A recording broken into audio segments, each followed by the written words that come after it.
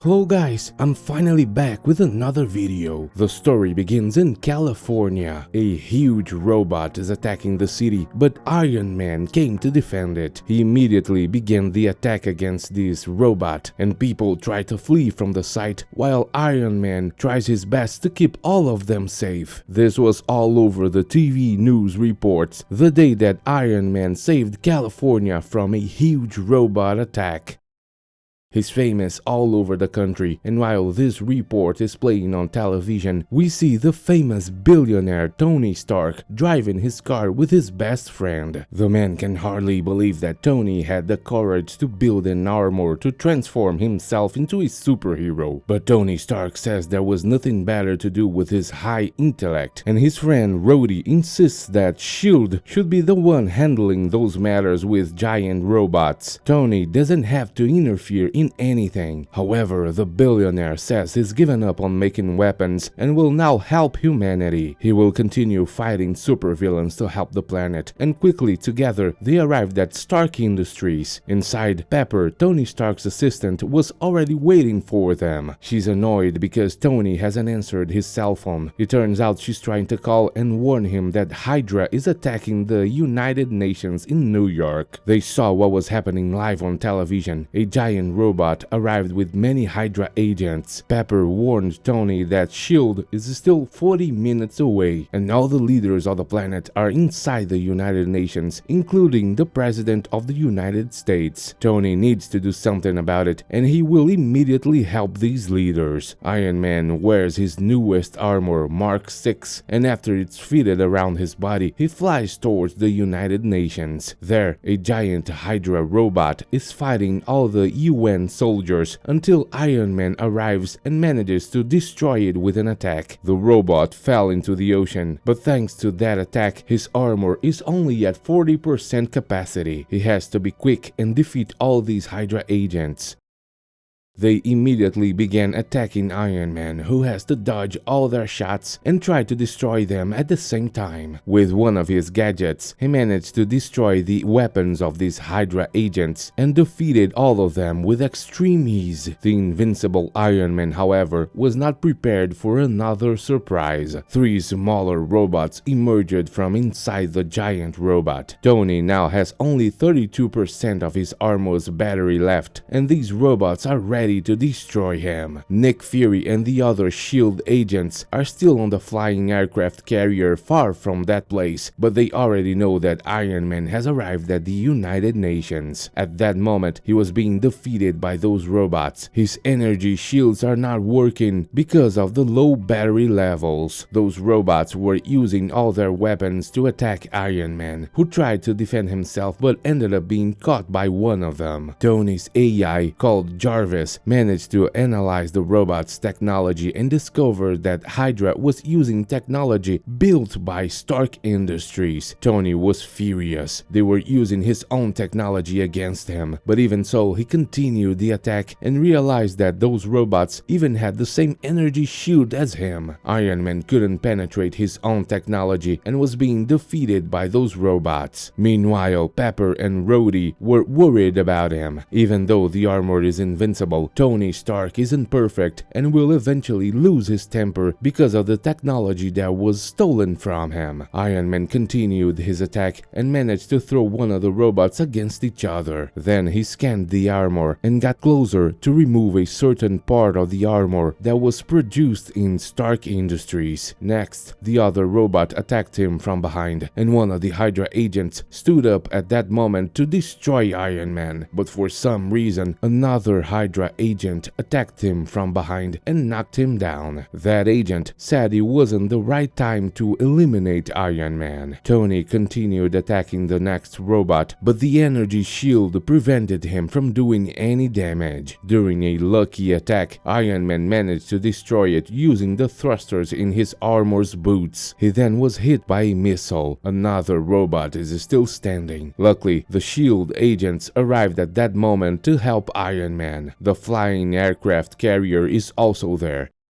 Several men got out of that, wearing armor similar to Iron Man's. They ordered Iron Man himself to leave that place immediately, as S.H.I.E.L.D. would take care of the situation. We see that Iron Man's armor is only at 22% capacity, and his most powerful attack will only be available in 2 minutes. Tony then ordered his AI to scan those armors and discover that they were all using Stark Industries technology. He got mad because S.H.I.E.L.D. was stealing his technology too. Seeing what was happening, Nick Fury ordered his S.H.I.E.L.D. agents not to attack Iron Man. They only had to ask him to leave the place, but at that moment, one of HYDRA's robots managed to get up. Iron Man saw this and wanted to attack it, but the S.H.I.E.L.D. agents didn't notice the robot behind them and instead tried to attack Iron Man. He did everything to defend himself. Then he had to take down some of the S.H.I.E.L.D. agents to attack the remaining robot with his most powerful attack. It worked. That robot was completely destroyed and Iron Man's armor even restarted. Very angry, he grabbed a piece of one of the S.H.I.E.L.D. agents' robots and stormed the flying aircraft carrier. He demanded that Nick Fury explains how he managed to steal his technology. All the agents inside the flying aircraft carrier wanted to arrest Tony Stark, but Nick Fury told them to be quiet. He then explained that these suits of armor were built with technology they bought from Stark Industries. It was all just modified. They didn't steal anything, but even so, Iron Man says it's definitely their fault. S.H.I.E.L.D. must have leaked the technology and HYDRA managed to obtain it. Now they have weapons capable of destroying the planet. S.H.I.E.L.D. must stop building weapons immediately, but Nick Fury says that's not the right way to go, not to mention that Iron Man alone can't handle all the crime on the planet. He needs more help. Iron Man then left the place and Nick Fury called for the Black Widow. Meanwhile, down below, all those HYDRA agents were arrested, and it seems like one of them really enjoyed it. Iron Man returned home, and when he arrived, his friends told him that he shouldn't be doing those things alone. Attacking giant robots and HYDRA agents is very dangerous. The world can't rest entirely on Iron Man's shoulders, but Tony Stark told him otherwise. He thanks his friends for their help, but he will continue doing what he does. Meanwhile, we see that S.H.I.E.L.D. has taken those HYDRA agents to be imprisoned in one of the largest prisons on the planet. This prison was completely designed by Tony Stark himself to contain the world's greatest supervillains. The HYDRA agents will remain there for their entire lives. And while this is happening, Nick Fury and Maria Hill visit one of HYDRA's most important leaders. His name is Baron Wolfgang. He's been in prison there for a long time, and meanwhile we see that one of the HYDRA agents being taken into the prison had a plan. He hid weapons inside his handcuffs and managed to free himself. He defeated all the guards around him and prepared himself. Nick Fury and Maria Hill left Baron Wolfgang's cell knowing that he must be planning something, and at that moment the alarm started ringing. That HYDRA agent appeared. Nick Fury already knew him as the Grim Reaper. All this was planned. The attack against the United Nations was just an excuse to invade that prison and free Baron Wolfgang. The fight began immediately, but the Grim Reaper managed to knock down Nick Fury and Maria Hill. He then invaded the place where Baron was imprisoned and managed to free him. He then gave him his weapon, and with it, Baron can drain the life energy of S.H.I.E.L.D. agents and return to being young again. The two are escaping the prison with extreme ease, but Nick Fury hasn't given up yet. He came running from inside and managed to jump onto the top of the car they were using. Baron managed to drain some of Nick Fury's life energy, turning his hair white, but the general managed to throw Baron out of the car. The S.H.I.E.L.D. agents immediately apprehended him. Now Nick Fury will have to fight the Grim Reaper. It's an impressive battle on top of the flying car. Several times, Nick Fury was nearly eliminated and even fell from the top, but he left a bomb that exploded the vehicle and brought down the Grim Reaper. Nick Fury was then able to capture him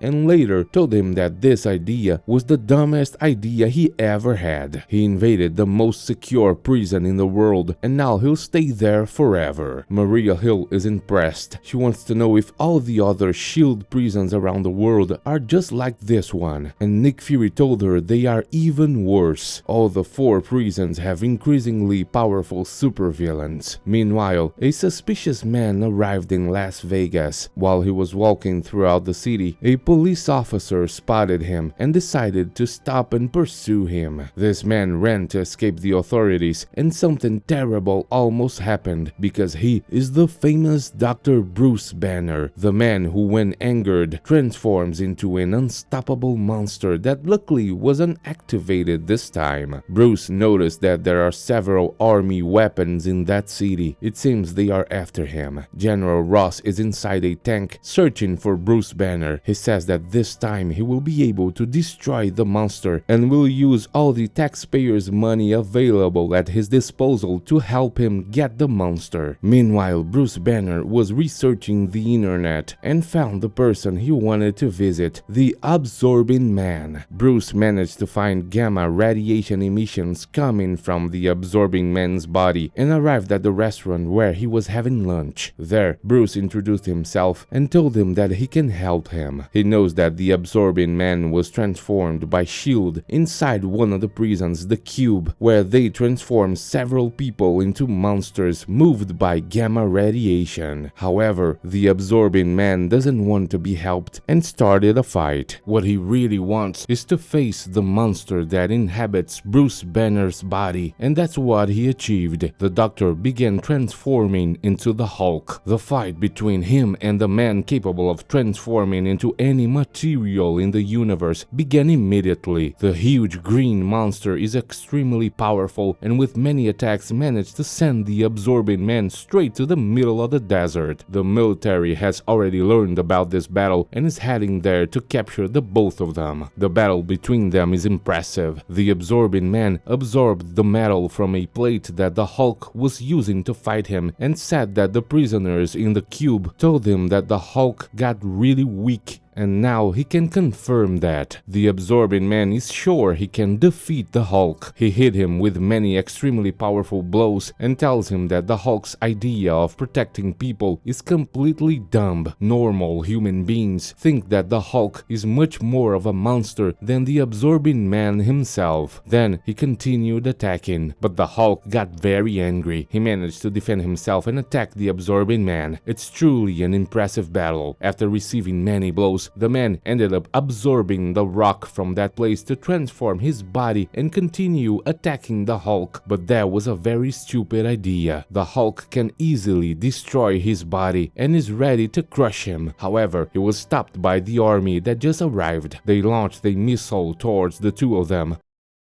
and the Hulk was unaffected by the explosion, but the Absorbing Man got all his body destroyed but his head. The entire army was there. General Thunderbolt Ross ordered the Hulkbuster robots to attack the Hulk. He was hit by many shots and did everything to defend himself, destroying some of the helicopters. With the weapon of one of them, he hit the robots that were attacking him and managed to destroy some of them. With that same weapon, he shot down another helicopter, and General Ross wanted the army to continue attacking, but they received orders from SHIELD to stop right now because 2 SHIELD agents had just arrived, the Black Widow and the Hawkeye. They have orders to capture Hulk and will try to do it immediately. The two of them jumped out of the plane and Hawkeye shot 2 explosive arrows at Hulk that had no effect at all. Hulk warns them to run away because now he's very angry, but they didn't listen to him. Black Widow began attacking him and was able to dodge all his blows. Then Hawkeye even managed to freeze him with one of his arrows, but it didn't work. Nothing can stop the Hulk. They only blocked his vision with the explosion of one of the arrows. General Ross ordered them to leave so he can blow up the Hulk, but they refused. But the general fired the missile anyways. Everyone will be killed, but the Hulk was fast and threw himself against the missile. He wanted to protect the two of them. He tanked the explosion and could have escaped, but decided to stay and help the shield plane, which was about to crash because of the rocks that hit it. After helping the plane, Hulk ended up being hit from behind by Black Widow, and for some unknown reason he fainted and reverted back to being Dr. Bruce Banner. He was taken to the Cube, the prison where all the supervillains with gamma radiation are kept in. The Absorbing Man also went there. Inside, another doctor, a friend of Bruce Banner's, said he would do anything to cure him, but Bruce told him that he gave up on that a long time ago. He now wants to use the Hulk's power to help humanity, but Dr. Samson told him that he will not give up. After removing some of his blood, he promised he would find a cure. He then kept the blood in a secret place, and at that moment, Hawkeye came to talk to Dr. Bruce Banner. Turns out he didn't understand why the Hulk, instead of running away, decided to help the SHIELD agents. Dr. Bruce Banner explained that there's a lot he still doesn't understand, but the Hulk wants to help people, and he cannot stay locked up in that place. SHIELD will use his blood to produce another monster, and that cannot be allowed. Hawkeye then left Dr. Bruce Banner's cell, and outside he saw that the Black Widow was breaking into a certain place. Turns out she went to the same place where Dr. Samson kept Bruce Banner's blood sample, and she stole it. She then fled the place, and Hawkeye is going to follow her to see what is going on. He went to the SHIELD plane and used the computer to hack into Black Widow's database and discovered that she was communicating with HYDRA agents. It seems like she is working for those supervillains and stole Dr. Bruce Banner's blood for them. Hawkeye will have to go after her to stop her. The woman was driving through the desert and arrived at a certain place to deliver the blood sample to the HYDRA agents. However, Hawkeye won't allow that to happen. He said he's there to stop her, but then at that moment something impressive happened. Black Widow said that Hawkeye was working for HYDRA and she caught him. The other SHIELD agents arrived and the Black Widow defeated those HYDRA agents. After Hawkeye finished fighting the SHIELD agents, she attacked him from behind and knocked him unconscious. After that, she called someone and said, "Hail HYDRA." Thanks for watching.